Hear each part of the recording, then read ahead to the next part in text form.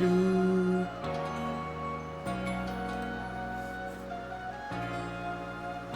new?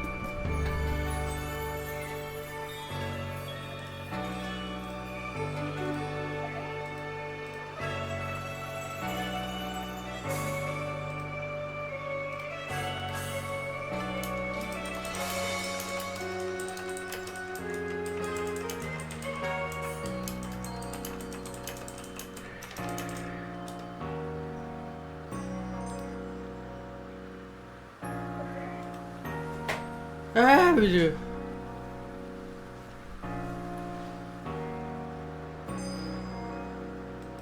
Hello everybody, I am Hot Blade! I'm playing Legends Arceus because, well, there was a Pokemon Presents today! And I have a lot of ramblings. A lot of ramblings. A lot of ramblings. A lot of ramblings. Anyway, so yeah, there was a Pokemon Presents today, and first off, let me just, you know, most of it was like, hi Nico, I'm talking about the Pokemon Presents. I'm only going to cover, I'm only going to cover the two big games because honestly, I don't think people want to be rambling. I'll mention the good things first. The blessings, like they're making new episodes of Pokemon Concierge, which I might check out. I touched the first one, which is it looks cute. It looks really cute. But the big things are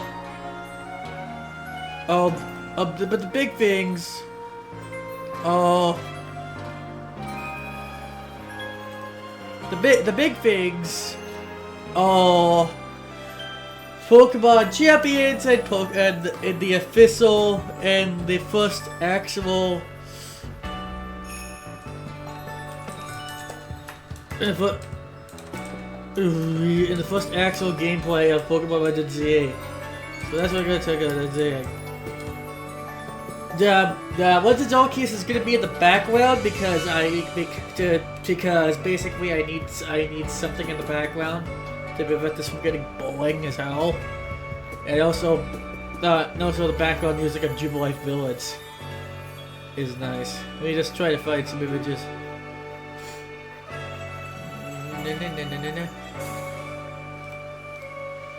Oh, I forgot. Oh my god, I forgot.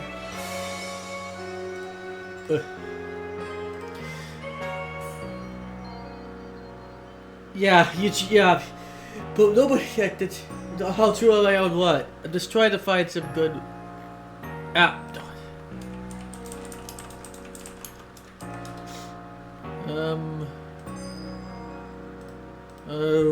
Did ZA?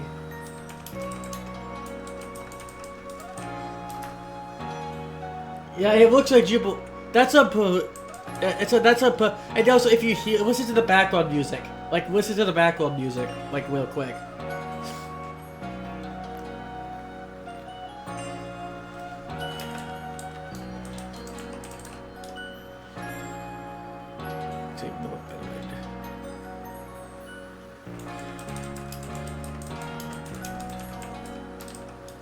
It sounds like it's the Jupiter FC event. I'm trying to find. I'm trying to find. I think this is a good. This is a good. This is a good shot to use.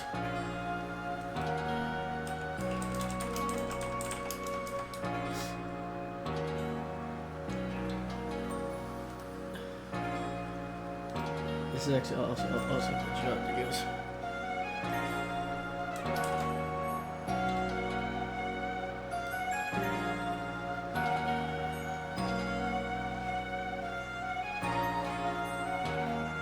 I'm just trying to find references. I'm just trying to find like something I can do. Anyway, again, comparison images. First off, we got Pokemon Concierge. The Mickey Mouse Pokemon Concierge. We got that. We got like Signal TCG, and the Yakias. Adding Primal Groudon, Primal Kyogre to Pokemon Masters. Award Raichu, Suicune, and our Queen Bee will come into Unite. Yay, I guess, for people who like Unite. But now for the first big one. For the first big one. If I can find it. Oh no, where did I put that file? Where did I put? Oh wait, it's a screenshot. I put a screenshot. The first big one. The reveal of this. Pokemon Champions. This is basically an official version. Basically, what looks like it's going to be billing it as. Most likely, this is going to be an official version of Pokemon Showdown. I think. It's the first game by Pokemon Works.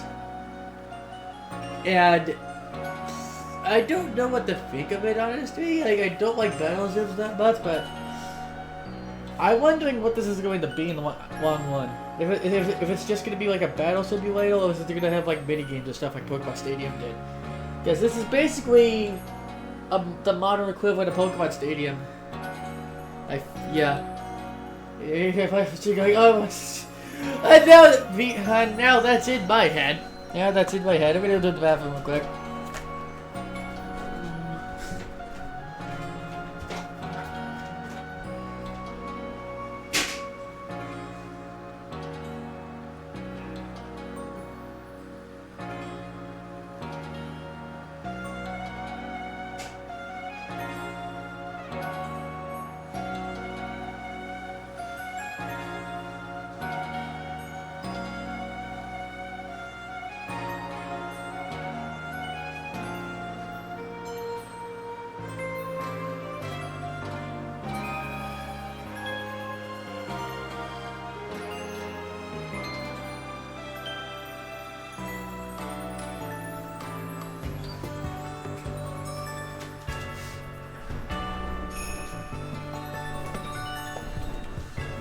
I'm back in the bathroom. I said, I have no idea. I said we get this off screen. Like, I have no idea what Champions is going to be. And my best guess is that it's a battle simulator. And I'm hoping it has mini games. Because honestly, I heard the Pokemon Stadium mini games are actually pretty fun. But I really hope it's just more than just if it's just like a straight up like battle simulator, it's gonna get really boring, so I hope there's a substance to it. And side note, and also it's gonna be really interesting seeing having Mega Evolution, Talastization, possibly Dynamaxing in the same game. Because they can't really ignore that. It feels like they want to ignore. Like, I don't know. I really don't know. But now, but that's also all I have to say about Champions because we don't know much. Now for the big one. Now for actually the big one. Pokemon Legends ZA. And this is the reason why I have Legends Arceus in the background right now. Pokemon Legends ZA finally got a gameplay trailer. And off the bat, like right off the bat, I'm gonna show you. I'm gonna show you just how different it looks. Pixels. Like, I don't know what it was. Right off the bat, where is it? Where did I put that photo?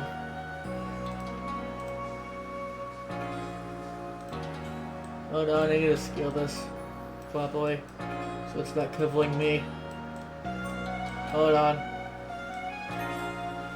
Here's a screenshot of Pokemon Scarlet and Violet. You can probably tell, like, doesn't look best graphically. It really doesn't. Like, you can tell there's a lot of, you can't see my mouse, but those are like, textures aren't the best, ground isn't the best. Models are improved. Like, the only, like you could, like, honestly, visually, Scarlet Violet was, it was a bit of a downgrade from Sword and Shield. Like, Sword and Shield, outside of the wild area, did have areas that looked really good. There was just the wild area that was making the wild area stand out more. This is an entire game of what if Sword and Shield was just a wild area, and it just doesn't.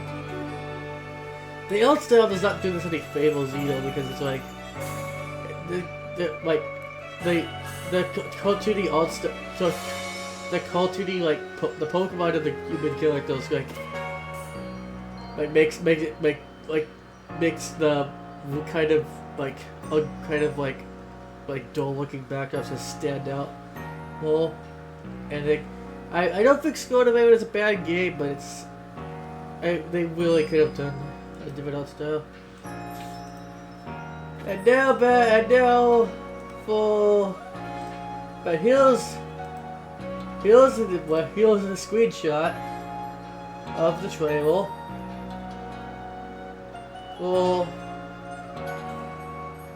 for Legends ZA. It looks a lot better.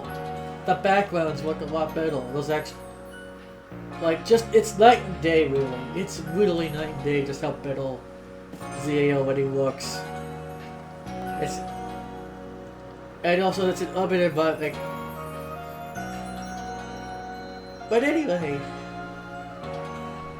And also, in case you didn't see it, I'm rambling. I need to stop myself from there.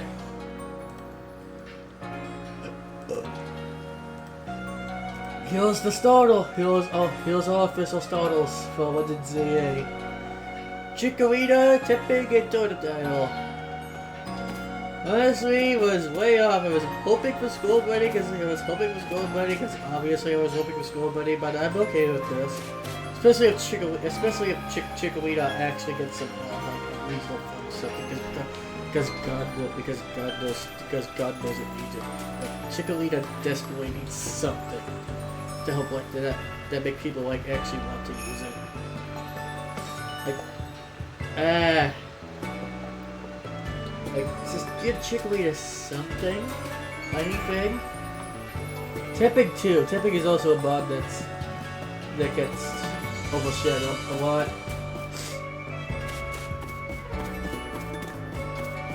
Anyway, hey Nick, I just want to ask you, Nico, what is your thoughts on like the starters we're gonna go into ZA? Like, what is your thoughts on the starters we're gonna? I like them. I don't know what I'm gonna go with because I'm not really attached to any of them. I might go with Totodile because I like it. Because I like how dumpy Totodile is. And I always go with the Waddle Startle anyway in Pokemon games. I know the Skull Bunny, but I've always went with the Waddle Startle. But also, Legend ZA is making some radical changes to the battle system. It's more of an active battle system now. It's more active. It's more it's like you can actually dodge attacks, and you actually have to take position into account. And it's really wild. And yeah, it's wild. I mean, we do regular moves in his back, but it's like, ugh. And there's something about the UI looks weird. Maybe if I actually find a picture of the UI. Pokemon Legends. Is it ZA UI?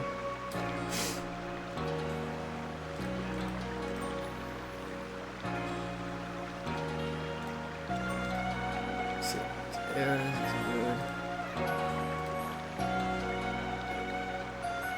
They have to start so I really need to switch to well, I guess the wind hit by a little bit.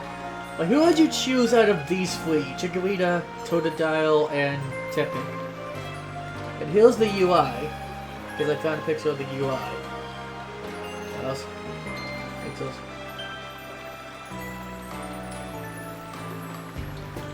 Here's the UI. And I want to say, I really like this UI. This UI is clean. This UI looks really nice. I have something I want to point out. I believe your moves look like they'll actually looks like. I don't think there's PP in this game. Don't take that into context.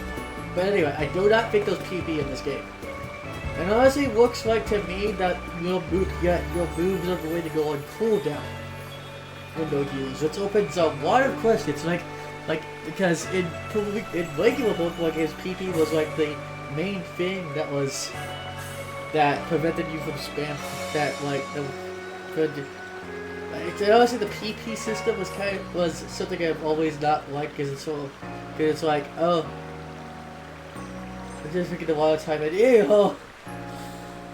I knew it was going to sound bad coming out of my mouth. I knew it. But anyway, the PP system is something I never really liked about Pokemon because it's always felt like it does technically limit move uses, but not really because you could just. Yeah, I kind of like this system better. It's like you had to do it for the Colts. You had to do it for the bit. You had to do it for the bit. But anyway, it's like. Yeah, it honestly looks like your moves are gonna go on like similar to Xenoblade, actually. Like really similar to Xenoblade. And there's actually evidence of this, like later in the trailer, blue lines on the move icons that are like they look like the feeling of. So it's like I'm thinking they might. So it's like I was like, oh, is this on a cooldown? Like, is this actually on a cooldown? Because if that's the case, it's going to be a really different dynamic for Pokemon. And also, you can see. It also looks like this, like the quality menu. It looks like you can easily like switch between your Pokemon. Now. Like I bet if you could like switch between your Pokemon at any time, like at any point in the battle, that would be like a massive shift because usually in a Pokemon game switching your Pokemon takes an entire turn. But if this is more active and you can switch at any time, then suddenly battles become a lot more dynamic. Where it's like, oh no, my Pokemon's in danger, so I'm going to switch it out for something different. It makes me wonder if I could, like,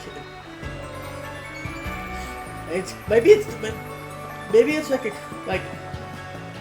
it feels like Game Freak is taking cues from Xenoblade. Like that is the cool. It's taking cues from Xenoblade a bit. Like with the cooldown moves and you be active. Specifically Xenoblade 2, except you and your partner all the connected unit.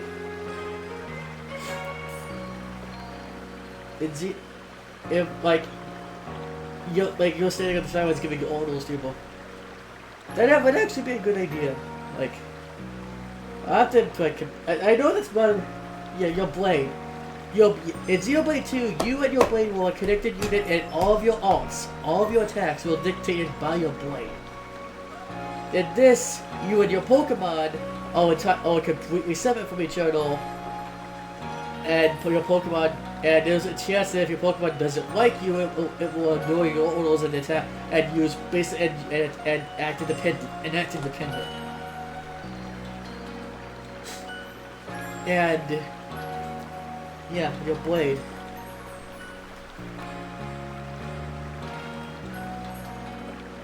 That's what I'm thinking. Because it's also a really different battle dynamic for Pokemon, because it's like, it's always been turn-based, but it's like, it makes me wonder how they're going to pull this up, because like, personally, they've never, this is the first time. This is actually what really makes me excited. This is the first time, the first honest time, they've actually done something completely different with Pokemon's battle system. Like the first time in decades that they've done something completely completely out of the box, off the wall different with Pokemon's gameplay. And that's exciting because it's like it's something that Pokemon has never done before. It makes me wonder if Game Freak is actually is intending on using the Legend series as a testing ground for mechanics and changes they want to make to the mainline games. If they all, which it certainly feels like that's what they're intending, then that's great. That is fantastic for Pokemon. Once it becomes a testing ground for ideas and mechanics that might not work in a full mainline game. And if they're received well in a Legends game, there's a chance they can make the way over to a mainline title. This is why Legends becoming a sub-series is really good for Pokemon. Yeah, I would like to refine that more. But the question is, if they do adopt this more action, more action oriented battle system in the mainline series, how would they actually implement that with that kind of system in place? Because it works for a turn-based setup. I'm not sure how that would work for an action setup. But at least if they do make another game with agile and strong style moves, I would really love them to actually refine how they work in a turn-based setup, because they had a good idea there, because they had a really good idea there. It just Legends Arceus doesn't really at some points doesn't really execute it the best.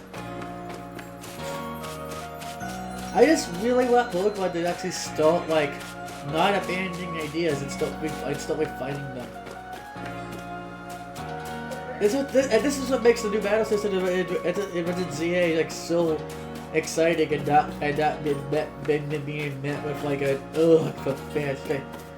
Is it because it feels like a natural evolution of Pokemon's gameplay? Because of course, the natural evolution of Pokemon's gameplay would be running around with your Pokemon, giving them commands and telling them to actually dodge attacks and dodge attacks with you. It's a more dynamic system that fits right into how they've always wanted Pokemon battles to feel.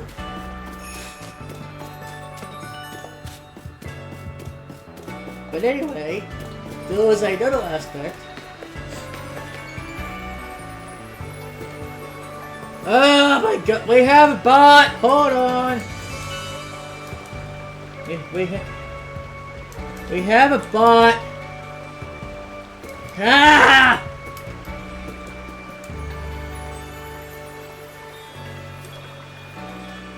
We got the, oh my...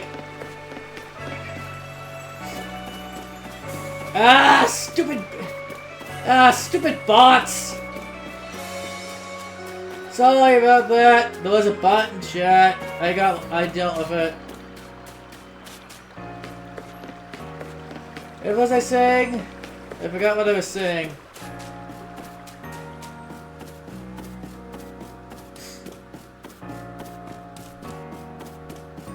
Oh yeah, there's another aspect of Pokemon. We have a new corporation. The Quasar Corporation. I know it's called something different, but I'm not saying that name. The Quasar Corporation. Who's really invested in Rubio City's redevelopment. And I do not trust them! I do not trust them in a 10-foot pole! I do not trust them. Yes, yeah, I'm annoying bot. But anyway, Quasar Corporation. I do not trust them at all. I do not trust them. They're giving me April Foundation vibes, and if you played Sun and Moon, that's not a good thing. And also, I'm going, it's like, oh, they're gonna be the villains. They're totally gonna be the villains. I do not trust these people. It's like, I know what Game Freak tends to do with the characters, especially the antagonists. And not just in Pokemon, but in other games. I know what they tend to do. So, I'm fully expecting Quasar Cult to be evil, or at least be won by nunchucks. Because that's what Game Freak always does. That's what Game Freak always does with their antagonists. If they're not evil, I'm gonna be very surprised, but I'm fully expecting them to be evil. And also, I just want to show this. Because this is funny. Look at the screenshot. Hold on, I have to adjust it. This is AZ. And he's... Why is he so big? Why is he so big? In the trailer, he's literally towering over the whale character. Why is he that big? I don't know any... I know the vague details of X&Y's plot, but I do not remember why this guy is so big. I know he's apparently immortal. Him in his form is apparently immortal. But some kind of like, I know about the... I've seen the memes. I've seen the it's been 3,000 years meme that this guy spawned when X&Y came out. But I do not know the specifics of his story. So I'm really wondering, what are the specifics of his story? And I'm really... AZ's Follette! AZ's Follette, yeah. The one that apparently became immortal with him because the ultimate weapon went off. And AZ filed the ultimate weapon. I don't know why. I don't know he did. Wait, was it AZ or someone else who filed the ultimate weapon? I know. I don't know much about X and Y, so I have no idea why. I know AZ is significant, but I don't know why. But I don't know why he's significant. Like I know he's important. I know about the ultimate weapon that caused Mega Evolution. I'm gonna be really interested to see what they actually do with this Mega Evolution in terms of the story in ZA. And also Zygarde. Zygarde's in Rubio City. And I want to know what that, because it looks like he's like roaming around the city for some reason. I'm really like, why is Zygarde here?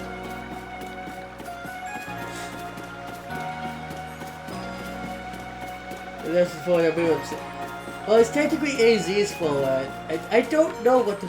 This is what the thing. I have no idea what they're going to do with the plot. Hi, Deadpool! Hi, Deadpool. I'm rambling about the Pokemon Presents today because I'm a massive Pokemon fan who has no self-control. And I'm so excited for I'm so happy ZI looks good. I'm so happy ZI looks good. So, by the way, Deadpool, can you inform me what's the deal with AZ and his Follette? Besides the whole being immortal thing? Because I know about that. I do not know the specifics of Gen 6's story. So, unless ZA like does a recap or something or explains like important plot points from Generation, I'm probably there's probably gonna be some aspects of that game's plot that are gonna be completely lost. Like completely lost.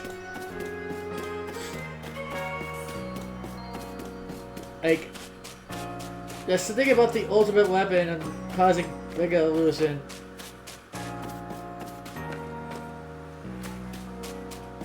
They had it fully developed. So it's a Gen 4 Arceus situation. Well, the event was in the game. They just didn't release it for some reason. So it's another one. So it's basically that. Yeah. So I'm actually kind of. Actually, what would be really nice is that. I actually thought of something. What if at the end of ZA's plot, at the end of ZA's plot, AZ's Follette decides to go with you because it wants to see what the world outside of Lumio City is like. And ZA and AZ realizing that despite being immortal, his Follette has never really been away from him for so long that he decides that it's best to just let it go. Classic, if you love something, you will let it go eventually. So that would be a really nice way for us to obtain his Follette, having it willingly go with us because it wants to explore the world, and despite being because again it's immortal, but it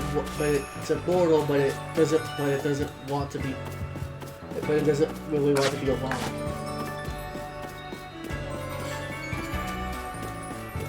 So AZ's honorable weapon to use this extra light away by his both by the past in the war, by both immortality, fast forward to my house and so big advanced 3 pairs of. So basically this is a story that has been unresolved for at least 3 generations because it was never finished. So ZA might be a sequel to Gen 6 then. I think Game Freak might be using ZA to finally finish AZ's story properly. Now,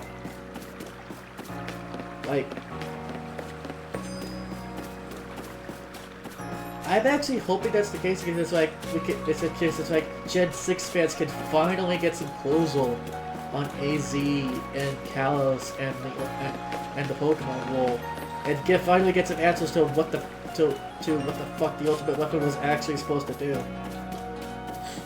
Because we still don't know. We still don't know what the ultimate weapon was what the ultimate weapon was actually supposed to do and who it was fired against. We still haven't real answers to that. I have a feeling that it was fired against Paldea. Because of the existence of Area Zero, but that's just speculation, based on France and Spain being really close to each other in real life, and the fact that the Great Cradle of Paldea looks like something as powerful as the ultimate weapon could break into the earth like that. But again, that's just speculation.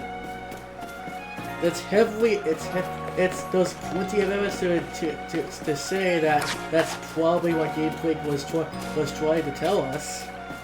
But until some kind of official Pokemon media actually confirms that, you can only just say, oh, it's evidence of this, oh, there's evidence of this. But that's what I'm thinking. I'm thinking the ultimate weapon was fired on Paldea and created the Great Cradle and Area Zero. That's what I think the role is. Anyway, to touch on after the actual gameplay, I'm really excited not only the action system, but also I noticed something in the trailer. Because of the new action, some more action-oriented meta system, some moves have been reworked. Protect is now a gold seems to be a gold move. It's Stealth Lock now seems to be an area trap. Well, it looks like if the enemy Pokemon steps into the area while Stealth Locks have been set up, they take damage. That is really that was like some moves are gonna be obvious, like Hyper Beam is gonna be a massive laser. Same with Psybeam. Same with Psych. But some like Baton Pass. But I'm wondering what they could do with Baton Pass with this system. Or moves that it's gonna make moves that were designed for support that are not really that useful in the mainline series, except for when you're doing competitive. What more like usable? Because now it's like, oh, I can buff my attack to ridiculous levels, then use a really strong dude to do an obscene amount of damage, or an obscene amount of damage.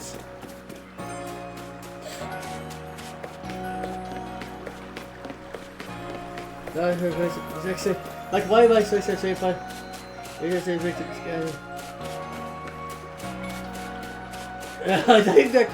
That does sound confusing. And again, hopefully they start wheeling things up in ZA. And also, I'm wondering, how will Yubito and Xerneas going to factor into ZA's plot? Because they can't just leave them out. They're the core legendaries for Gen 6. They can't just leave them out. They just can't ignore them. Especially since they'll, you know, pop. Because especially since the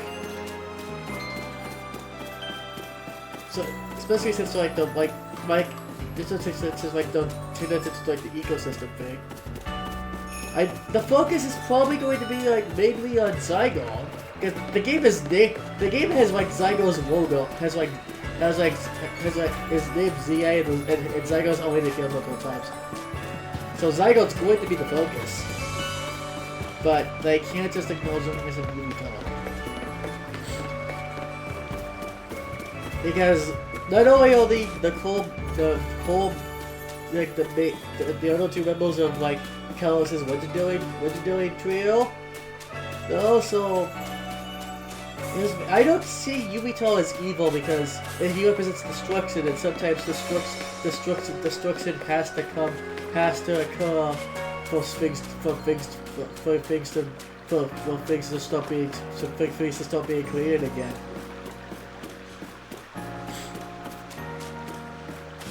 The trailer looks at the focus and said, yeah, that's what I'm worried about.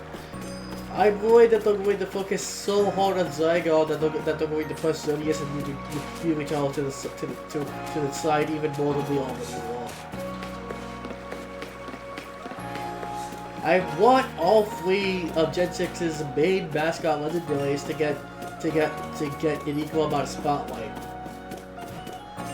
I know the plot's probably going to focus mainly on Zygarde, but that doesn't mean you have to shaft the other two.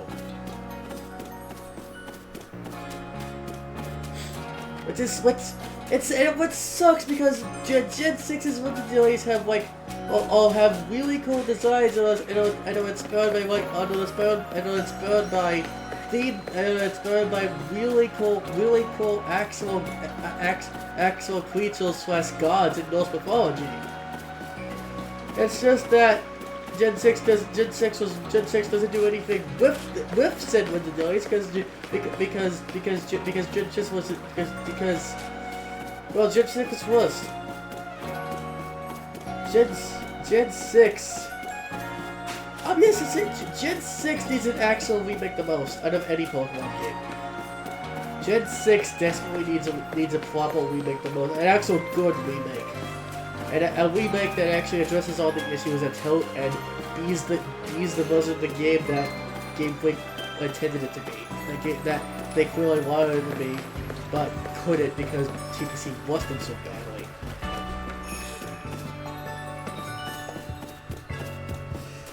Well, here's the big Deadpool. It was probably the best they could do because again TPC was probably down the approach to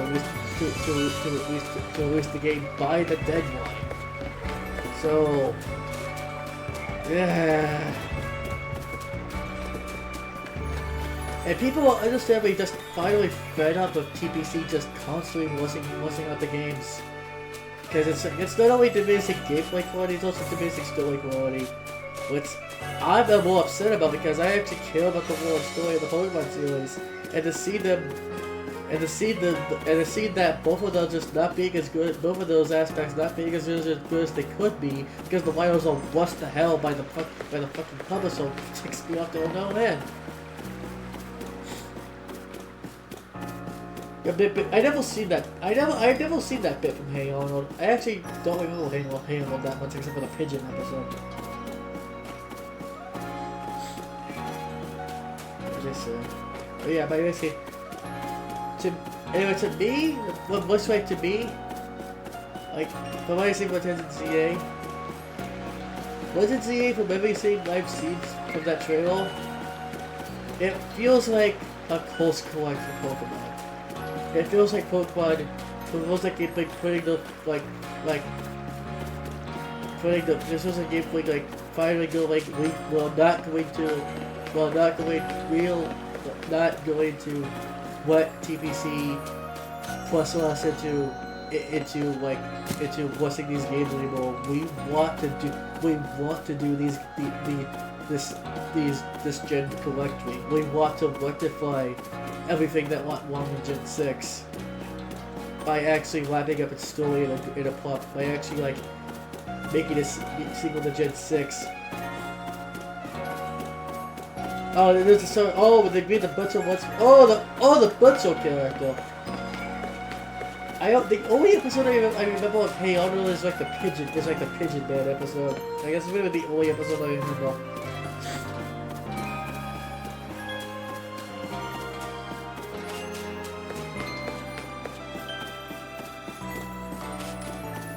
By the way, speaking of like, yeah, I never forget about that episode. I should actually watch that show only one time. I thought it was a really good show. The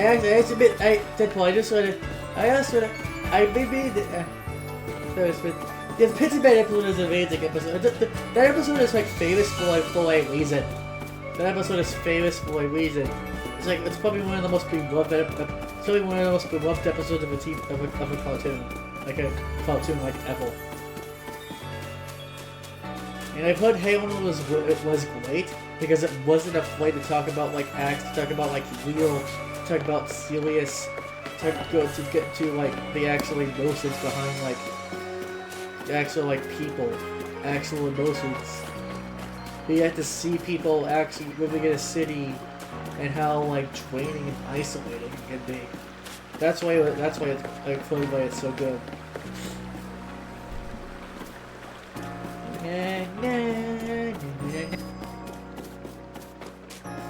Ask if you get Pokemon Legends CA, which of the starters are you choosing? We have Chikorita, Totodile, and Tepig. I might go with Totodile because I've always picked the mono starter. Plus I really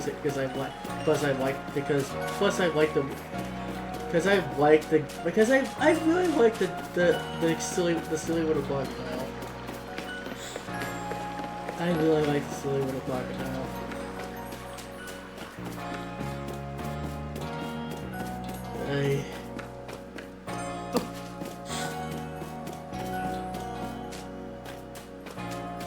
I also thinking of there's another. Let me get back on topic because I'm willing. Also, of course, we have Mega Evolution back in Legends ZA. Trying to get back on topic because it got deaudited. We have Mega Evolution back in ZA, and I noticed something in the gameplay footage. There was a little along the Mega Evolution symbol, there's a little energy needle. Like there's a little energy needle that seems that in different shots is like filled in different amounts. I'm thinking that Mega Evolution now has a time limit. That little energy needle, when it runs out, either 1, the Mega Evolution will automatically cancel, or 2, which is a double-edged sword if this is what they were gone for. The energy runs out, the Pokemon goes berserk, and will not listen to you. And when it goes berserk, something like its defense drastically drops, and it can be KO'd, and the game can be knocked out fairly easily. Makes me wonder if there's a mechanic where it's like will you cancel the Mega Evolution at any time, or maybe a Mega Evolving Pokemon puts an increased amount of strain on it or something. There still has to be some kind of drawback to Mega Evolution because it was busted because of how busted a Gen 6 thing was. Game Freak has to know how busted Mega Evolution was in Gen 6. And it'll going to put something to balance it, especially since this is a new battle system. This is a completely new battle system, and they probably don't want people using one mechanic to basically steamroll every single battle in the game, like what happened with Mega Evolution. Granted, they tried to balance. They tried to mitigate this by giving Mega Evolution failing late to the game. But by the time you did get it, you could pretty much steamroll every single endgame battle with it. Yeah, that's the way I was getting to. Like, it seems like they're going for battles that are similar to the anime. Which I welcome, because it's like, again, it just makes Pokemon battles like more dynamic when they've been static reveals. Outside of like a few specific animations for like signature moves like Pyro Ball. I also noticed they've actually like the animations for like moves kind of like have improved a bit. Like the animation for Flamefall, it actually has like you see a Pyro using Flamefall, and both the flame effects have improved, and both the flame effects themselves are a lot better looking, and also it actually looks like it's coming out of his mouth. Like the animations for moves have definitely CI just feels like this looks like a massive improvement across the board from Scarlet and Violet. Again, I'm not saying Scarlet and Violet is a bad game. It has issues. Scarlet and Violet is bad. Scarlet and Violet, in my opinion, is not a bad game. It just has a lot of issues that hold it back. And not just talking about the technical issues, I'm also talking about the general design. Like, Scarlet and Violet compared to other open world games is kind of a bland open world. I will feel like that. Scarlet and Violet is like killing Hall and Bite. It's actually like good characters. And surprisingly like actually engaging story. Engaging story. Like the story in Scarlet and Violet is legitimately engaging enough so that I can forgive technical issues and how dull the open world actually is. But still, like, it's still like very obvious when story isn't happening and you're just wandering around. But when story does happen, I actually do give a shit. I am hoping ZI has a good plot. I'm hoping it does. And also I love it. Like you see your character like teleporting onto the roof and jumping out the building and floating to the. It looks like they've like gone out of the way to try and make like exploring Lumio City as dynamic as possible. Like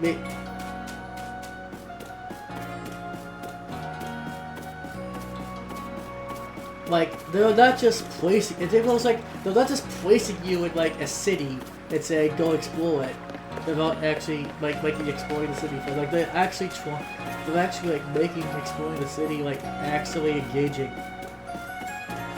Yeah, I can see that too. I can always see like, it's like, so why do we need teleport pads why do we need teleport pads outside the building that put you on the roof? Because reasons. So this doesn't take my car. Did I startle?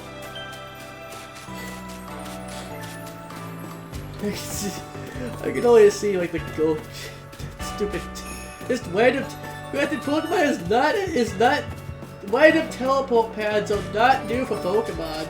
It's still funny to see them just randomly outside of buildings that just put you on the roof for no reason. Like what why is this a thing? Who approved this? How was there a committee? Was there a committee that approved that was approving these like random teleport pads that just seem to do nothing? I don't know. I honestly don't know. Hey.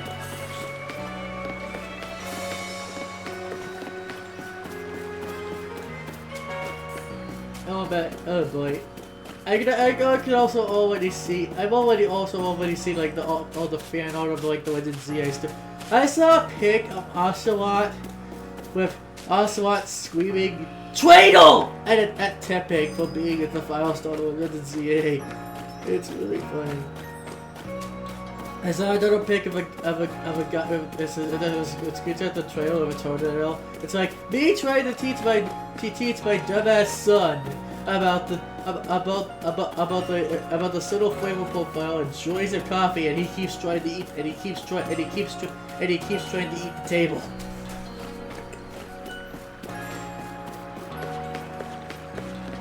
And it's honestly really nice to just see people like having fun and having fun and doing stupid memes. And doing funny and stupid memes and just genuinely engaging a Pokemon again. And those guys both tell us the move. This is you and someone of distress. So seems looked down. See's a confused action.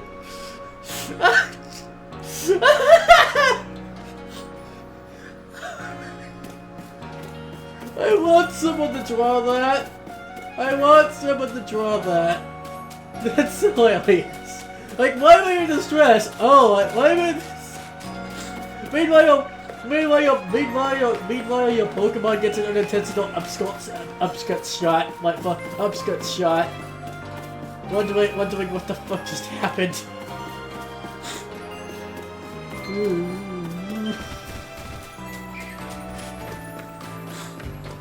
Imagine if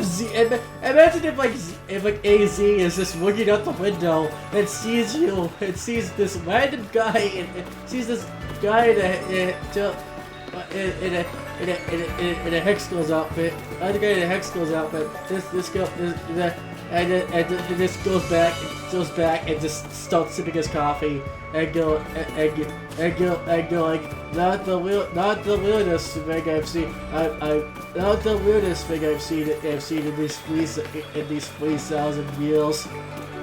Because you have to admit that AZ's probably seen some shit. You have to admit he's probably seen some shit. I don't even want to figure.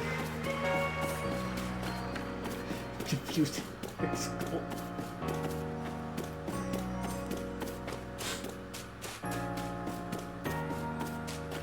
Hey.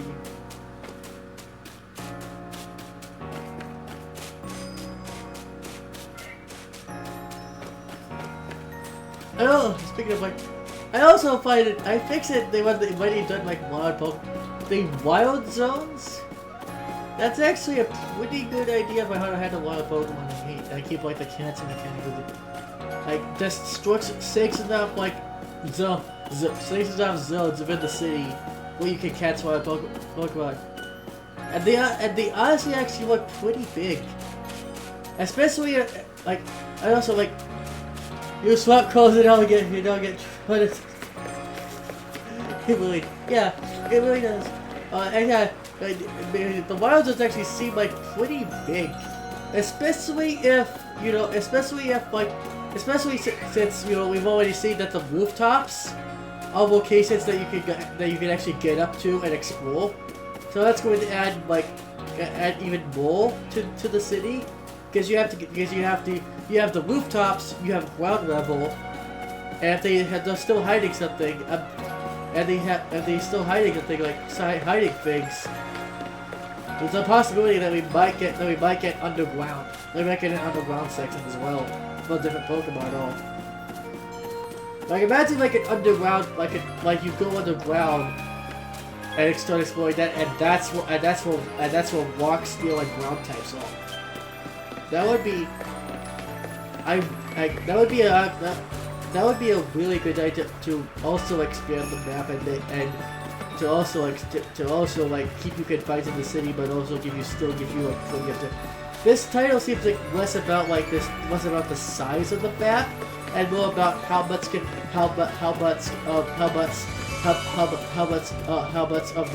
this one city that we can make you explore. Like, it's less about that's about how huge the map is, and more about how much stuff can we pack into this one city, which is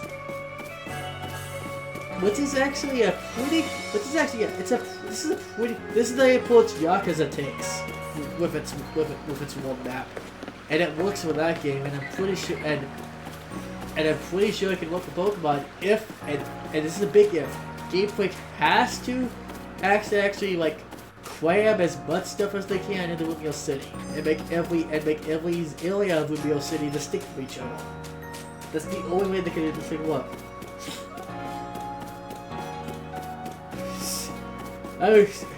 Isaac Clarke. To be fair, Deadpool, Isaac Clarke suddenly being in the Pokemon universe would be a welcome respite for him. Like, he would actually probably enjoy being in the Pokemon universe because there's nothing trying to kill him. Those really good, friendly creatures that want him that are just minding their own business, or something want to be his friend.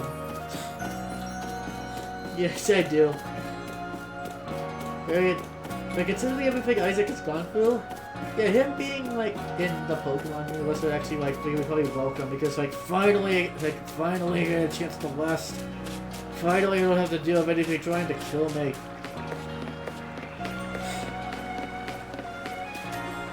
Oh, someone else is doing the same thing as I'm doing?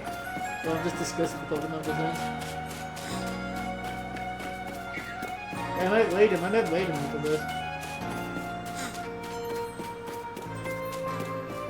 I'll try the thing. Keep so tempted to get out of that. Hey. So you could probably suggest that to a few of your artist friends. Someone might draw that. That would be cute. That would be actually pretty more cute actually. It would be if they have the same it would probably have the same energy as Isabelle and Doom Guy being friends.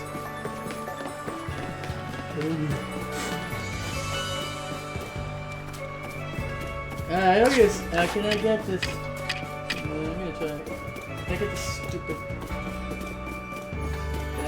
I'm gonna try to get this stupid unknown up here. Cause I know there's an unknown up here. I think. That's hard to tell on this tiny screen. That's hard to tell. It's hard to tell. You know, you could go, you must Kratos for that, Fanny. Vegeta says because the cuts didn't have unless he's out saving with that. You can see Kratos doing that. Okay. This is nice.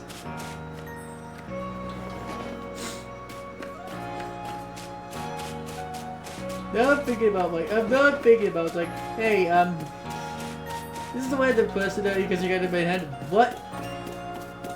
Pick a fictional character and try and make a and ask us and try and ask yourself, who would the Pokemon be? That's in my head now. I think I'm gonna go with my favorite Sonic character, Tails, and I think Tails would honestly have like a better, either a minute, but you don't have such like a steel type thing.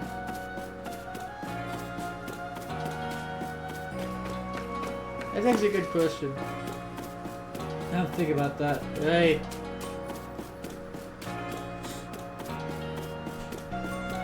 Anyway, oh no, now the Xenoblade hyperfixation is kicking in. No. Xenoblade X, Xenoblade Chronicles, Xenoblade XDE. Comes out at the end of next month. Don't stop rambling about Xenoblade. This is a Pokemon rambling stream. You're not supposed to be rambling about it completely. Must resist rambling about Xenoblade.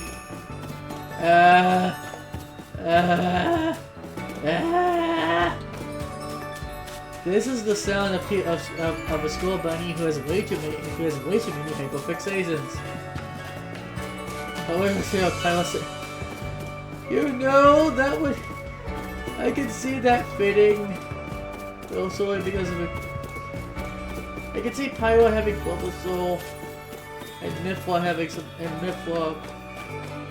What would Mifla have? That's actually a good question. What would Mifla have?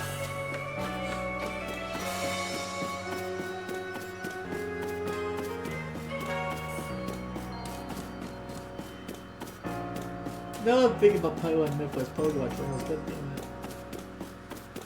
Ooh, Pyra as the fire type gym leader, Mifla as a fairy type gym leader, because that's the closest thing Pokemon has to an Axel element. Oh god, that is a fucking. Oh my god! Why? No! Nico, no! Nico, no! Nico, no, that's in my head. I'm virtual. Nico put the mental image of Morgana as a Morgana detail in my head. I think I even named my Sprigatito Morgana in my Violet playthrough. Oh my god. Nia is Steel, yeah, I can see Nia being Steel. Zeke would be electricity. Shulk would be psychic, because you know seeing the future. Wine would be walk. Wine would definitely be walk.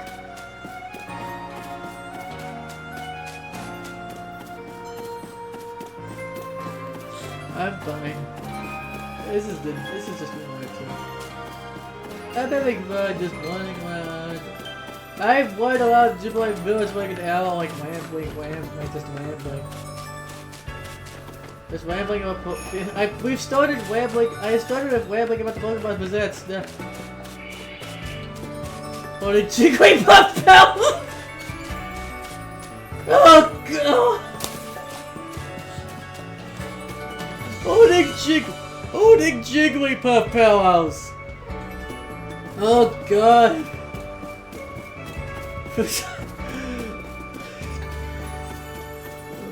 Nico, what makes that worse is that I can actually see Futaba doing that. I can actually see Futaba doing that. She's enough of a nerd to actually pull that Morgana. Like, Morgana, go! I'm down a Pokemon!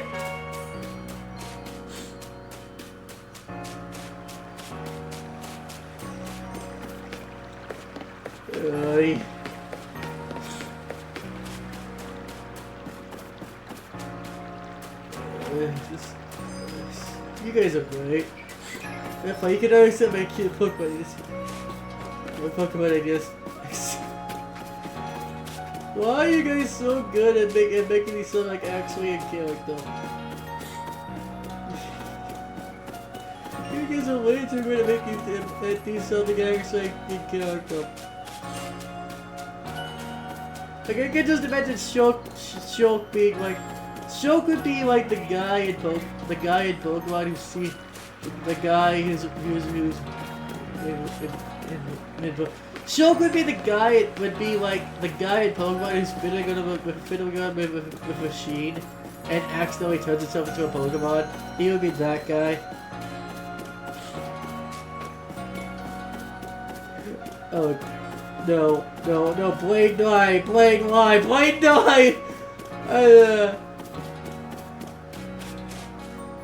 Something cursed just popped into my head. This is the Pokenardo! This is the Pokenardo's pal! This is the Pokenardo's pal! This is the Pokenardo's pal! I can't say him straight.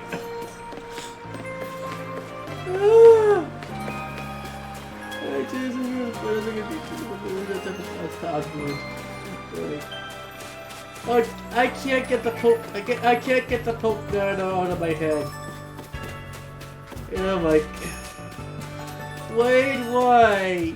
Why do you do this? Why do you pop ghost images into my head at random moments for no reason? Even though I'm just not.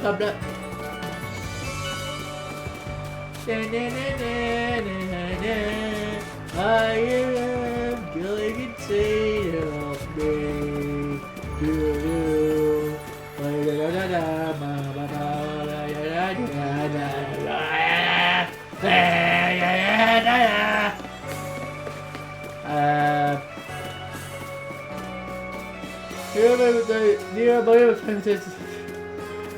She's fighting over the garden of Plessy. The pussy was specifically. Like they're just fighting over the god of Plessy against my god of every file type is a real cat Pokemon. It's barely something forgot at this one. Futaba would probably like have like Sprigatito as a style.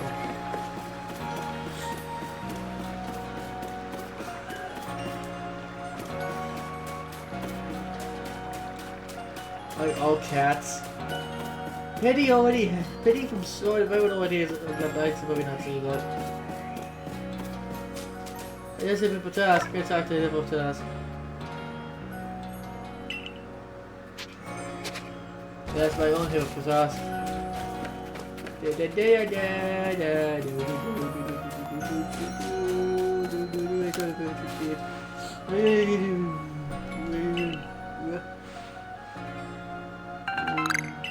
Yeah, I forgot about this.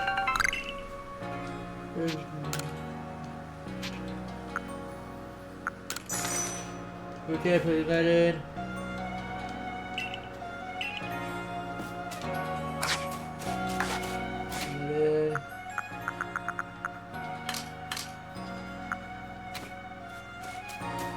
Oh, why is supposed to?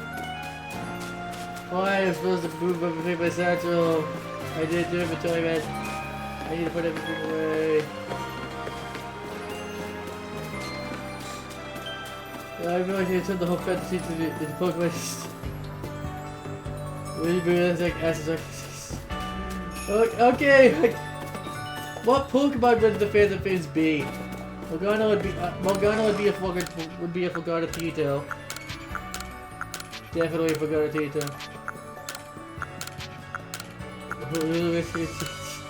What's your fate? I control your cognition. Uses Death Laser on Arceus. Wait, what? Arceus fates.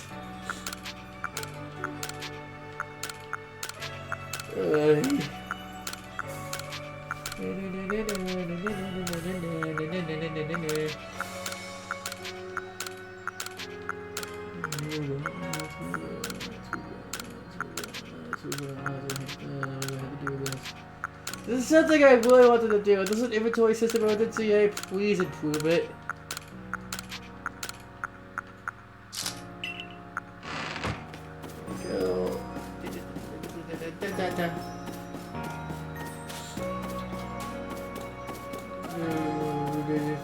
Go. A double god kill.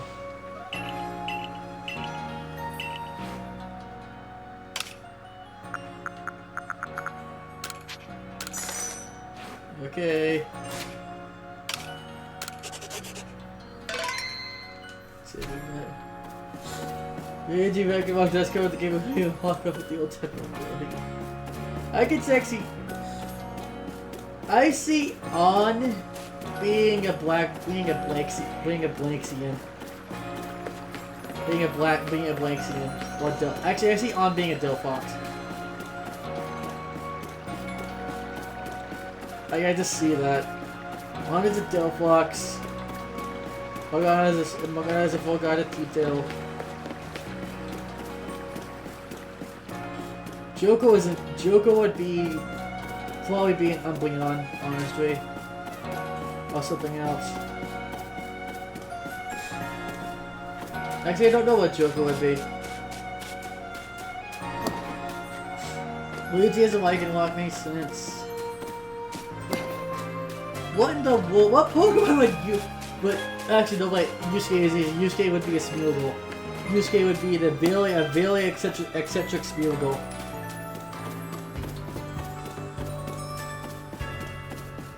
Makoto would be. Actually, Makoto would be some kind of fighting type. I don't know which one, but some kind of fighting type.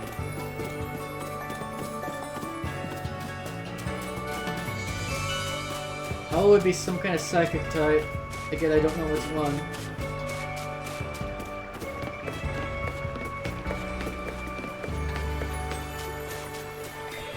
Yeah, I'm trying to pick a Pokemon the Phantom Fiends would be now, and it's hard.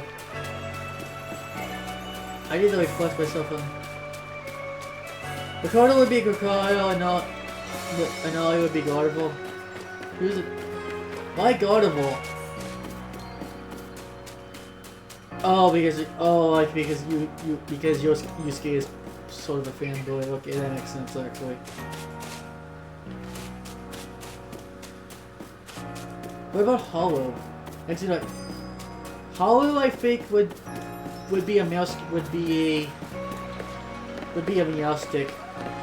Not Meowstic. No, Mewtwo. Hollow would be a Hatterling. Hollow would definitely be a Hatterling. That fits, huh? Wow, that actually fits. That actually fits really well for Hollow. Cause it like this.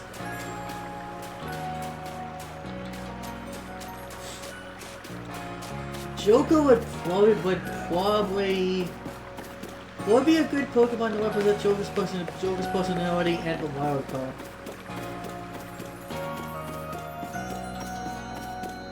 Joko is Arceus. I don't. Joko would probably stay human but be like the Pokemon trainer or something. I don't know. Joko would be a I hate that works. Because now I'm going to get Joko as this like this ball of slime. Well, it spins on normal Pokemon and they're just like go like Joko, why are you a blob of slime?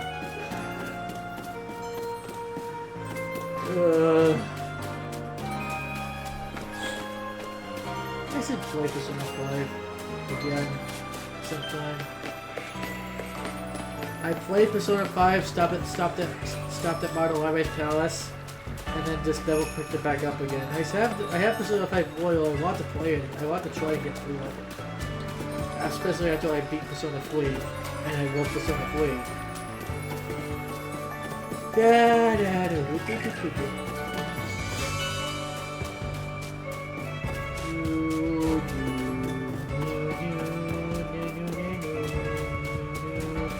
I don't know how I managed to like squeeze like a squeeze an hour and 15 minutes out of me just rambling about Pokemon and other miscellaneous things with you guys, but Sophia would be Silva,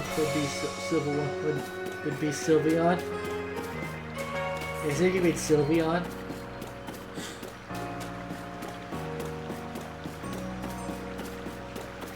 This is cute. Yeah. This is a.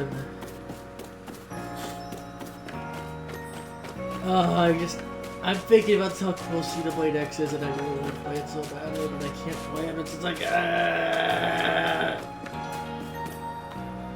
Can it be March 20th yet? So I can play Xenoblade X? Please? Please? 5 seconds to know who Sophia is. I was a Let's Player of that game, but I don't remember who Sophia is. I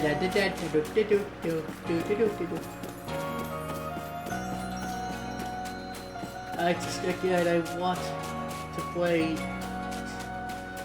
Have you ever had a game you were so excited for that the wait for it was absolutely killing you? For me, that's Xenoblade X for me right now. I have the Bandado on the wall in my room. I'm such a huge Xenoblade fan. Jojo, I can see Jojo being really dope. I can see that. Definitely see that.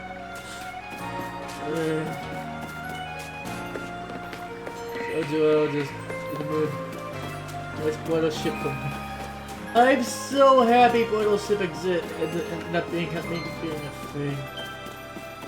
I'm so happy that game actually ended up being like Mario RPGs are dead. Now if we can only get a Paper Mario on the start and new Paper Mario in the story of like Frozen World Goal. That would make everyone's day, by the way. We'll see what Nintendo has in store for the Switch 2 presentation in April. Last year I was waiting for like Yakuza 5 on PS3.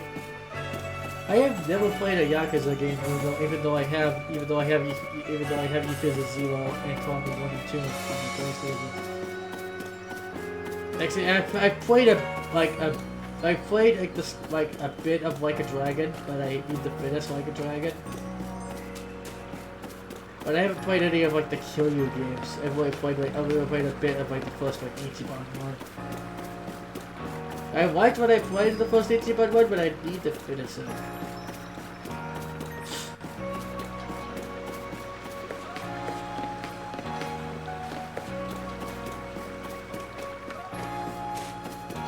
And I know for a fact that I can't jump into Infinite Wealth without finishing like a Dragon Burst, otherwise I'm gonna have no idea what the fuck is happening.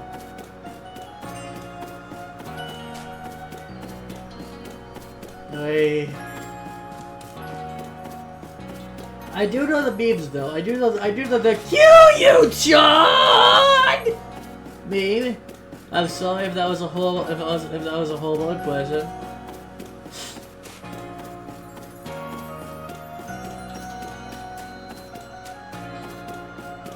Because I do know about the Yakuza memes. It was like really nice. Blah blah. Blah blah. Blah blah blah blah blah. Yeah. I'm actually kind of happy. Yeah. I'm really happy. Actually,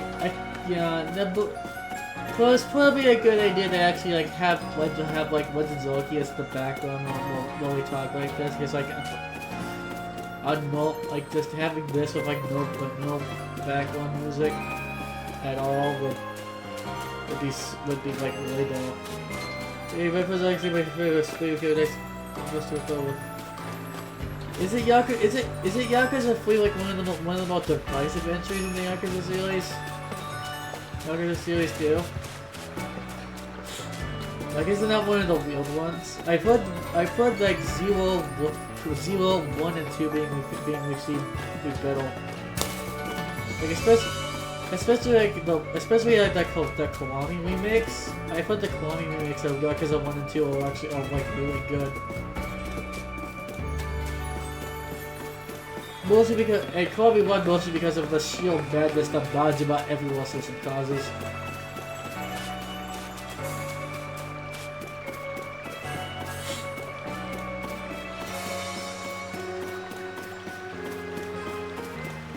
I really need to finish Like Dragon. I'm gonna put that up on my priority list to clear. Like, I want to finish that game. Cause I like Ichiban as a character. I love Ichiban. Like, I love Ichiban as a character, and I want to see where the story is going. I also want to see how goofy this game gets. Because some of the sub-series are already pretty damn goofy. Like there's a sub-story, there's an early sub-story in like a dragon where you're literally watching a bunch of men piss into a river, and you have to identify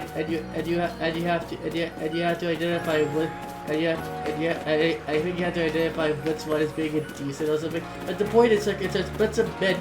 You're watching a bunch of like really slightly overweight Japanese men pissing into a river. And the entire time I'm doing the sub-story, I'm like, what is happening? What is this? Also the one with the lobster. Where you have to help an old man find his supposed pet lobster, Nancy. And you're looking around this bait for this lobster. Then you find said lobster, you bring it back to the guy. He says, "I'm going to eat it." And then Ichiban is like, "Wait a minute, I'm going to attach to this." And then Ichiban is like, "Wait a minute, I've got actually gotten attached to this lobster. Can I buy it off you?" So Ichiban buys. So Ichiban ends up like taking the lobster from the dude who was about to have it for once. And the lobster becomes a summon.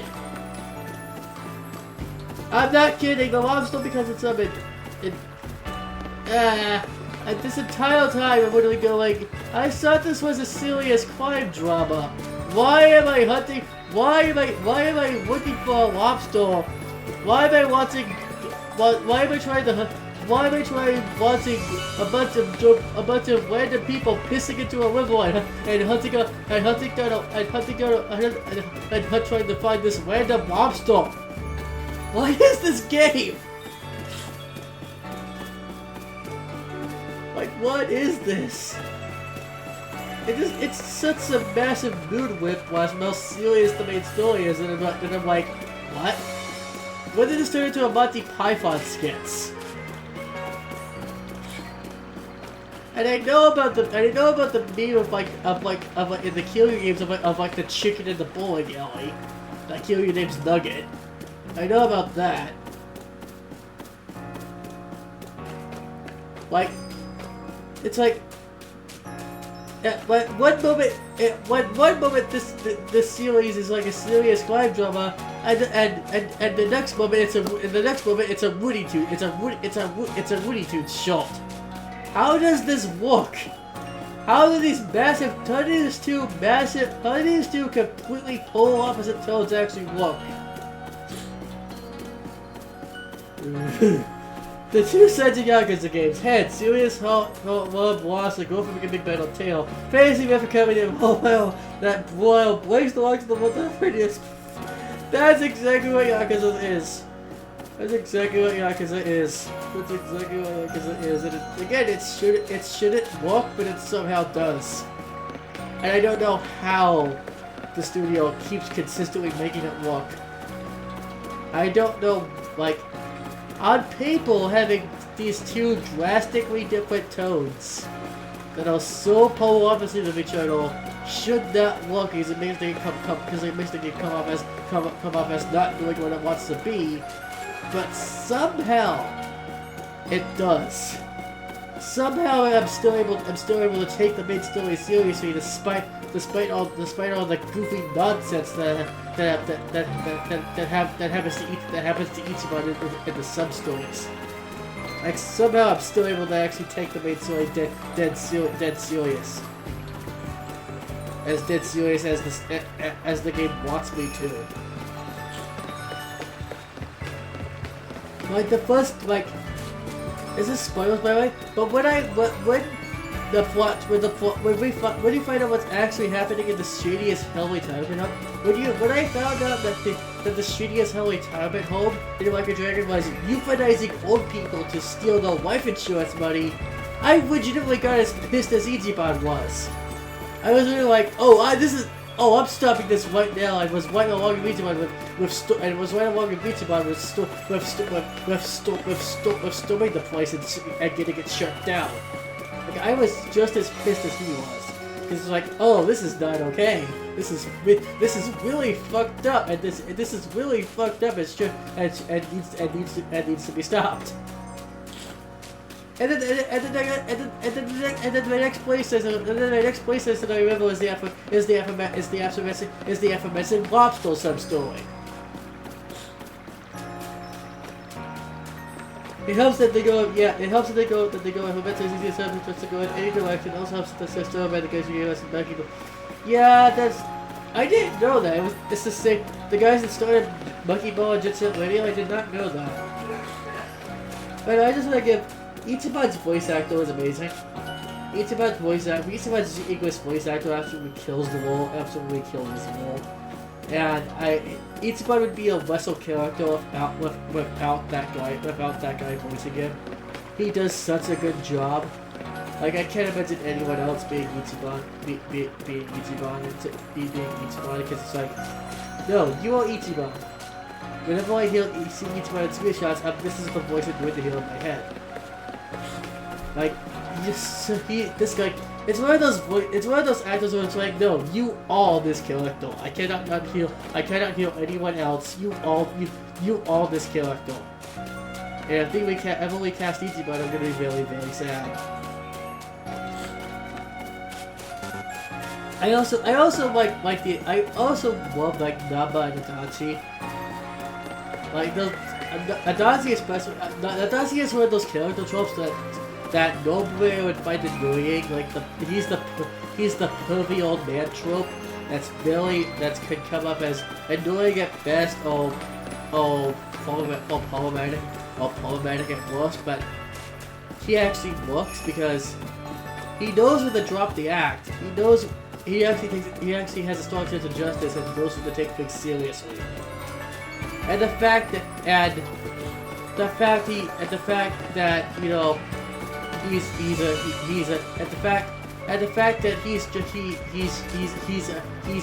a cop who got screwed over by how corrupt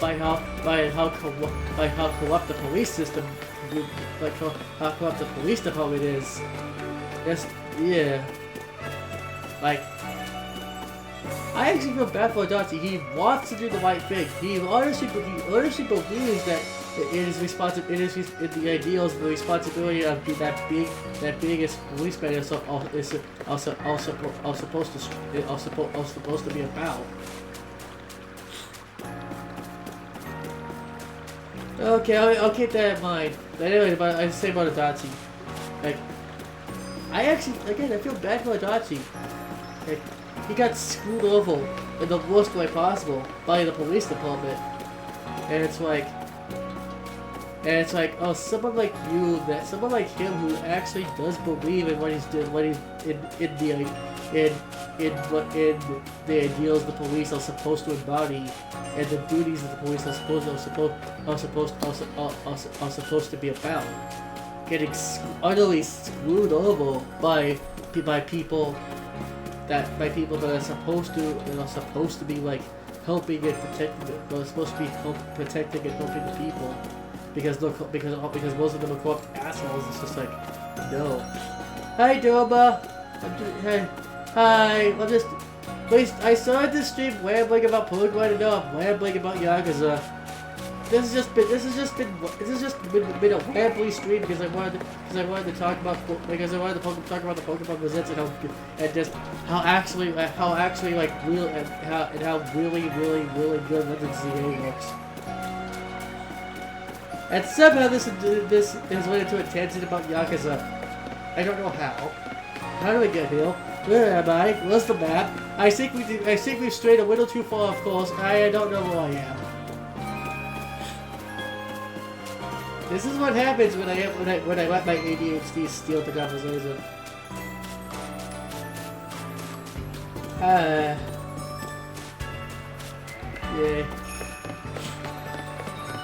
Oh, by the way, you can bet. You can bet. I don't even want to finish. I want to finish in the meantime, but you can bet. This is gonna happen 100%. I am going to do a stream playthrough of Xenoblade XD. That is going to happen.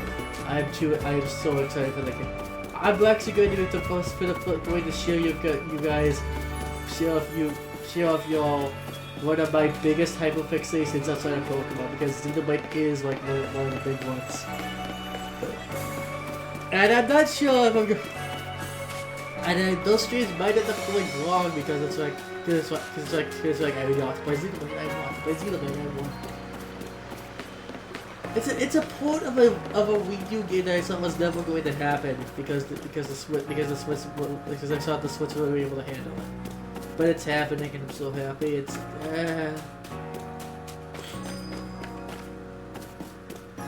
you know, it's like one of those things. It's like one of those game reveals that you think is never going to happen, and then it happens, and then it happens, and you slap yourself and you're like, is this real?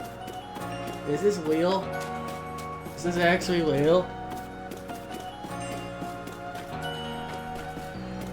It's just, yeah. It's getting. Okay. And also, I got a new channel. I'm gonna do office jail because mine broke. I was sitting in it, and I was reading back. The back snapped it behind me. I fell over. So I got a new chair. It's fairly comfortable. And it feels like it's not going to like break on me. Yes, the reality is I forgot. Reality is I don't know the Bill Cipher quote. I want to do a Bill Cipher quote, but I can't do it. I can't talk that fast.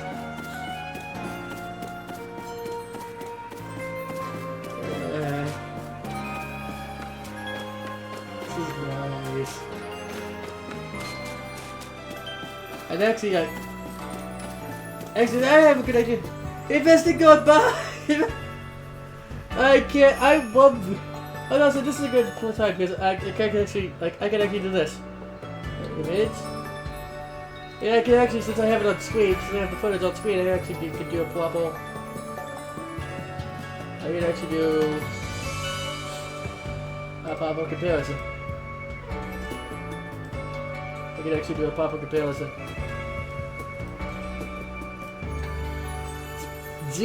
What's it Zokius? Zokius is up on the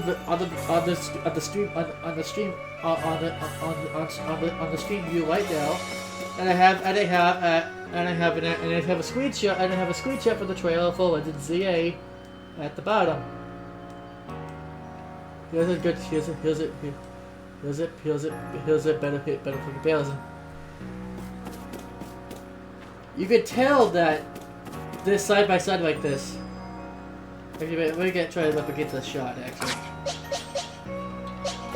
Actually, hold on. We're trying to replicate the shot. It's probably the best I can do. It's the best I can do to replicate the shot. Legend ZA looks a lot better. Legend ZA looks a lot better, like, even compared to this game. Like, you can tell. This is the best replica I could do on this shot. But you can tell. You guys, the buildings have more depth to them and everything. I know it's probably not a fair comparison because Wizards ZA is taking place in like an actual like modern, in a modern city. This is like an incredibly rural village, but you could tell that this was a lot better. Like the buildings, the lighting is better. There's like the crowd effects don't look like a stock skybox. It just looks a lot better visually.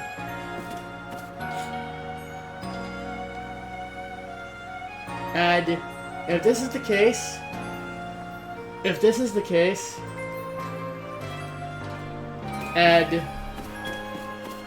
here's the thing, really, TPC probably was personally gameplay to release Legends ZA last year to maintain the yearly release quota, and that's because you know it's TPC. It's TPC. The TPC is the ones that know the actual problem, and they're the ones pushing like all the anti-consumer bullshit in Pokemon. Game Freak is just the developers. So what I think would actually happen is TPC probably was personally Game Freak to release Legends ZA last year to maintain the release quota, and then Game Freak, sick of not getting it, just absolutely sick of not getting enough time to actually truly polish and refine their games to how they want them to be, pushed back, finally just put the foot down and pushed back against them, probably most likely demanded that they get at least another year of development time. So Legends ZA doesn't probably also brought up Scarlet and Violet and how much of a PR trade wreck that game was at once. And what, do you really want this to happen again? And so, and probably like basically force TPC's hand and to give them at least another year of development time. So that the Pokemon franchise, the Pokemon brand isn't like even more damaged than it already is. That's what feels like what happened. I'm not sure that is happened, but that feels like what happened. Because usually usually Pokemon games just come out like clockwork. The fact this one got the Legends ZA looks like it got pushed back by a year. It actually looks incredibly polished and clean for a Pokemon game, and actually looks as good as it does with like a clean looking UI and improved graphics.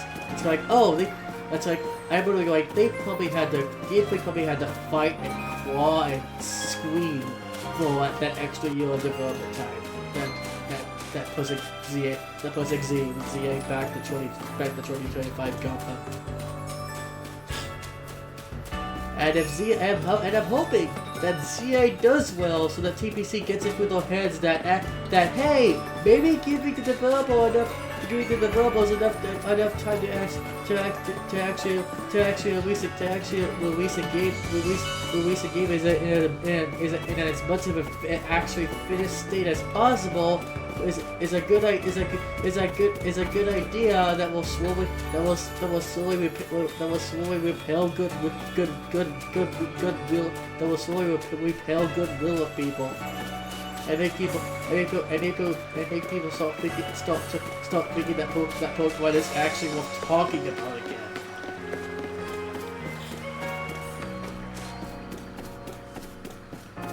Like, it's because of TPC that Pokemon is currently one of the biggest laughing stocks of gaming.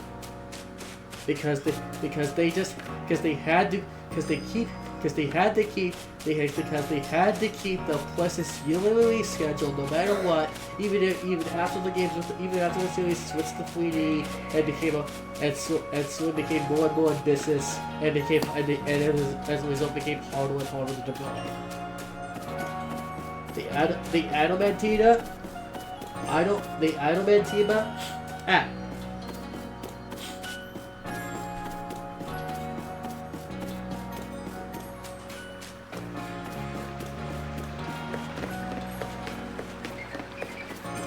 Hey. Also, this is a side note.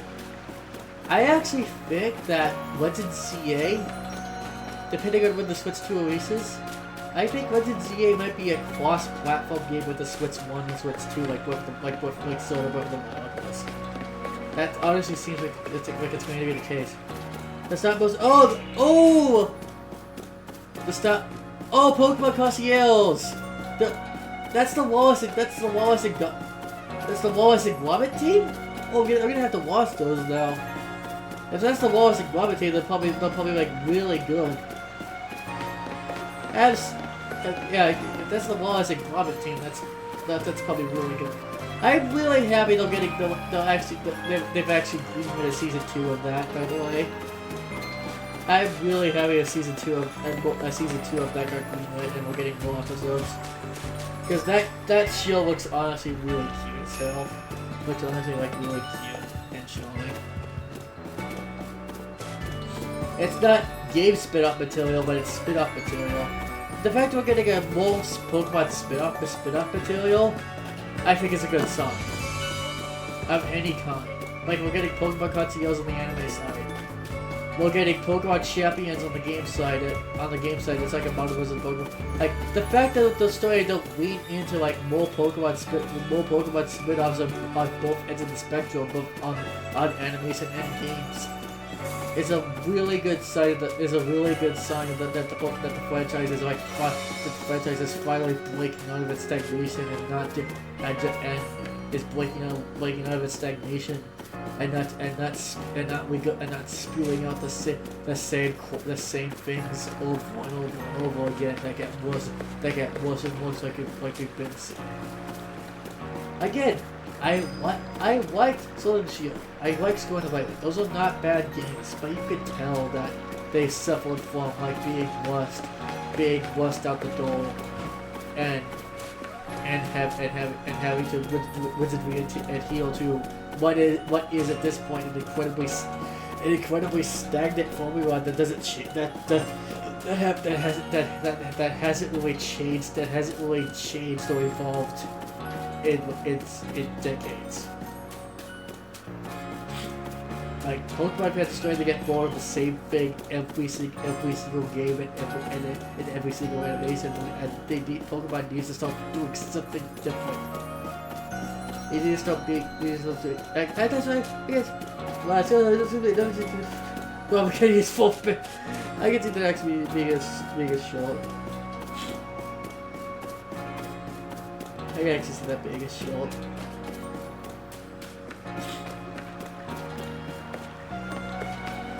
Yeah, it's...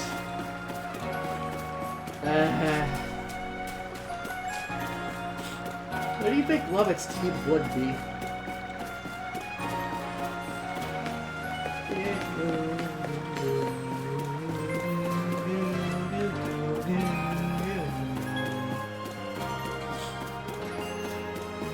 Oh yeah, backwards.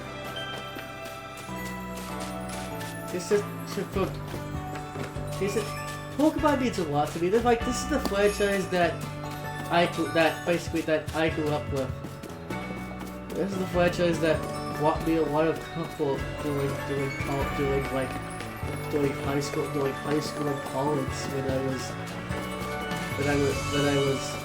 was like really stressed out and at my wit's end. Like this Pokemon Platinum is literally like Pokemon Platinum is like one of the first games I ever actually owned and played for myself. So this without like coming into contact with Pokemon, I wouldn't be in the game. I would not be in the gaming like at all. I think I have the second one. Yeah, that makes sense. Anyway, I was like, without like I remember like getting a DS for my birthday, and then deciding I don't have to buy a copy of Pokemon Platinum because the only other games I had at the time were like SpongeBob Battle for Bikini Bottom, like a SpongeBob game, and something else, but probably like Tetris or something. Pokemon Platinum was the first game I bought. I decided to get for myself on a whim one day. if it wasn't for that game, and if it wasn't, and then I eventually got Pokemon Black and White, played that as a kid. I loved that game. Loved that game, and then Pokemon Black and White is actually like, and then I played Pokemon Mystery Dungeon Explorers of Time, and that showed me that, oh wait, games can actually tell a story. Games can actually make me emotional. And that was the game that actually fully got me invested in games as a medium. Like seriously considering that games can be medium. Like, if it wasn't for Pokemon, I would literally not be sitting here right now streaming this. I would not be currently in the middle of like a stream playthrough of Bug Fables. I would not be hanging out with you guys. I wouldn't have my Skull Bunny persona. I wouldn't have my Skull Bunny persona. If it wasn't for Pokemon, I straight up would not be doing it. Like, this is a franchise that always makes me happy to know what's going on. It has its rough spots usually, but this franchise is always good. Is always going to be important to me. I know it's been through a rough spot, but I finally feel that it does feel like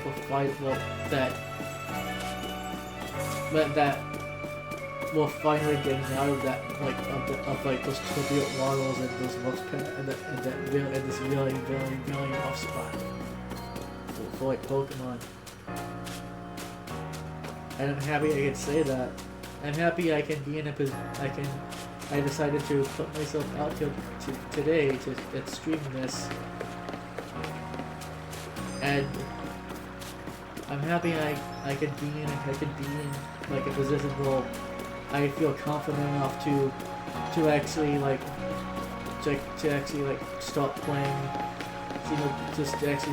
to play Xenoblade X, the definitive edition live on stream that comes out, and show that game with you all, and eventually also be streaming Pokemon Legends ZA when that comes out, and show that with everyone. I'm happy I could just do this and just enjoy the company of friends who love games who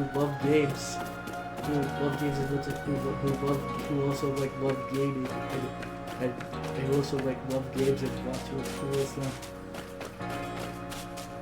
and just have fun being just this silly little file bunny on the internet who says random bullshit and makes real noises and has a tendency to ramble and guess about things.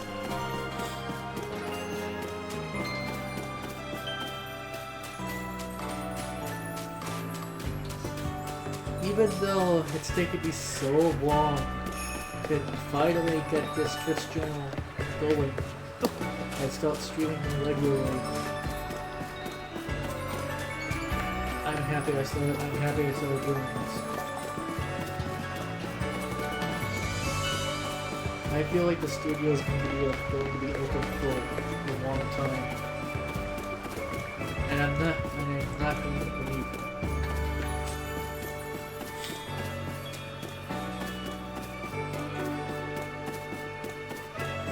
I'll be here doing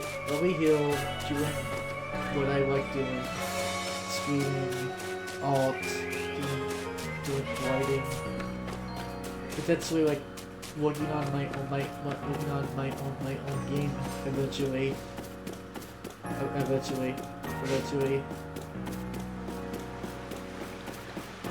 and I'll be happy to show the journey with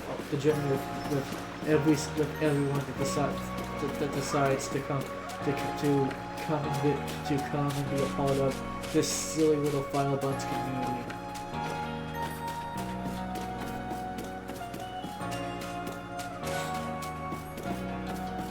So, I'm actually getting emotional.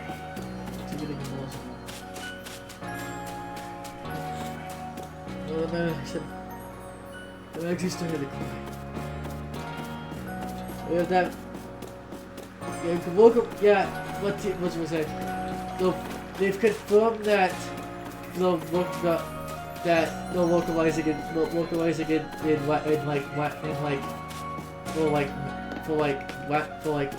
something like Latin Spanish or something.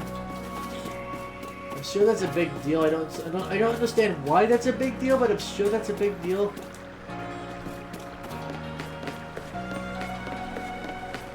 I don't know. I'm happy for like really didn't.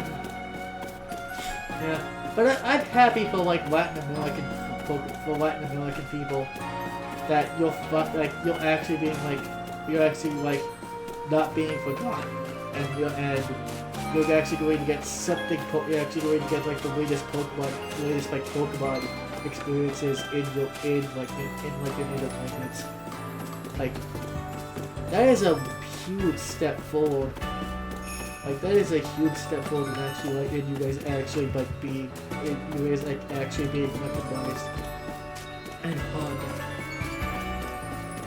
It's a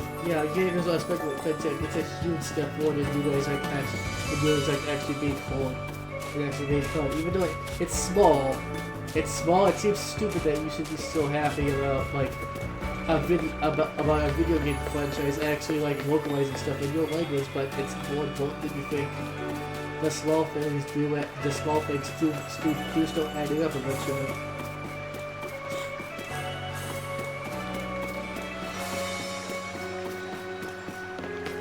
It is, it does. All I've done this year is just walk around Jubilee Village and rambling, but I don't care.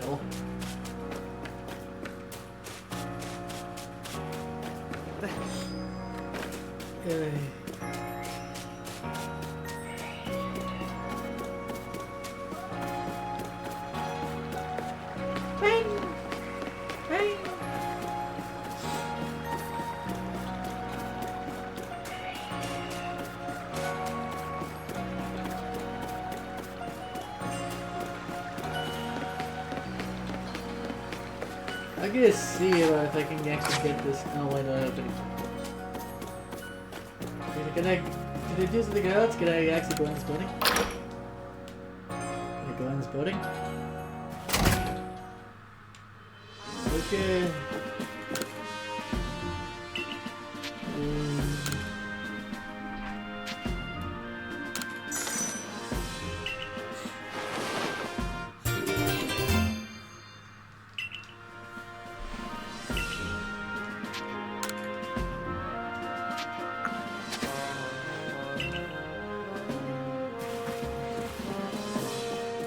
Yeah, we're going to play.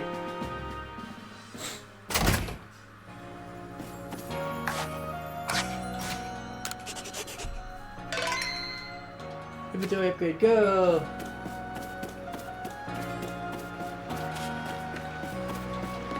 I actually try to show you. I'm gonna actually show you my team. Like, here's the team I have on this game.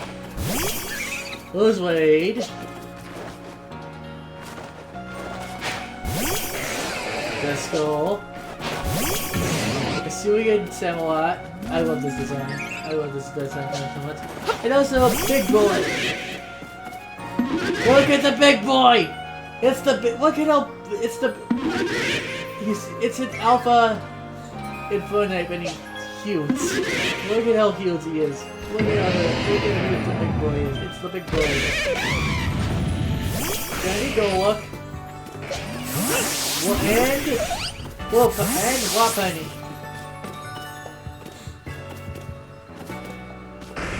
Oh, I did not realize Wapani was that small. Lopunny is tiny. Alright, look, the big... this is actually kind of intimidating. And kind of hot. Yes, I'm into this. But I'm a furry. You expect me not to be into like some weird stuff?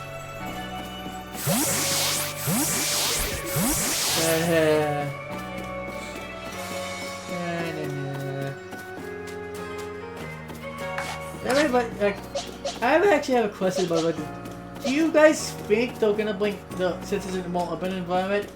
Do you think alphas will return, or are they gonna do? Or do you think alphas will return at all?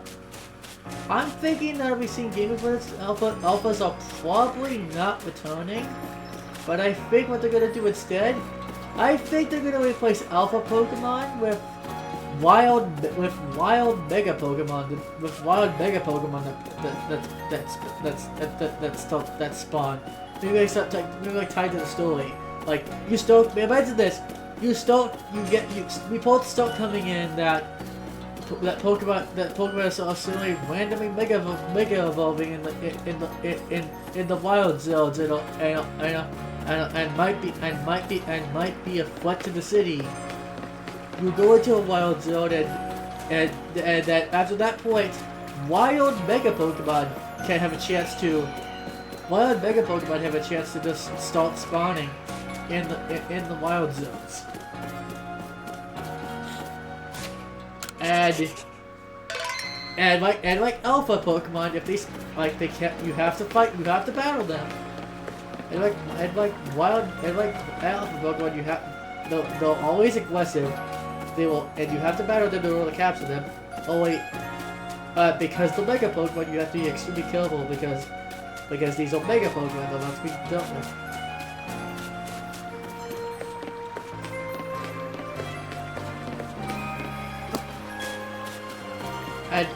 And eventually, I've also imagined you, and also once these mega Pokemon stop, once the event that triggers these mega Pokemon start spawning, you start getting missions that are bounties for these mega Pokemon. Like say someone spawned like a Mega Absol, and Mega Absol in their house in the wild zone, and you get a bounty to capture it, or drive it away, okay, or capture it, okay. Doesn't matter. And you go out and fight it. You clear the bounty, come back, and you get rewarded, for dealing with the rampaging Mega Absol. Do you think you need to do some missions that reward you with Mega Stones? Like say you do a mission and you get the Mega Stone for a Flygon. And then you're like, wait a minute, I haven't encountered a Flygon. And then in the next area, and after the next story beat, the next area has Trapinch start to spawn. And then you realize, oh, I could get a, and then it clicks with you. It's like, Flygon is in this game. Like that would be a good way to actually like slowly reveal like new Mega moves. Like get Mega Stones for Pokemon that you haven't encountered yet. And then it would click with you. It's like, wait, this Pokemon would be one, wow, this Pokemon isn't in the game, and two, wait a minute. And then you slowly process, wait a minute, this Pokemon has a Mega Evolution. That would be really cool. I've been streaming for 2 hours, just rambling.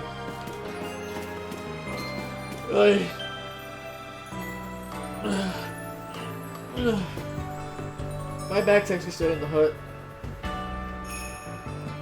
And I think I've exhausted, like... I think I've exhausted, like, all the things I wanted to talk about. So I'm just gonna find some of the rain real quick. Shoes online. Shoes online.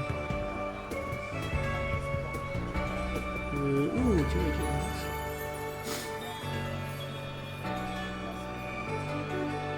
Yeah. Yes, hey.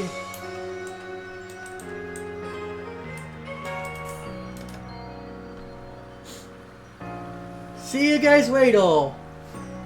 Tomorrow is going to be Bug Fables. We're starting chapter 3. See you guys then.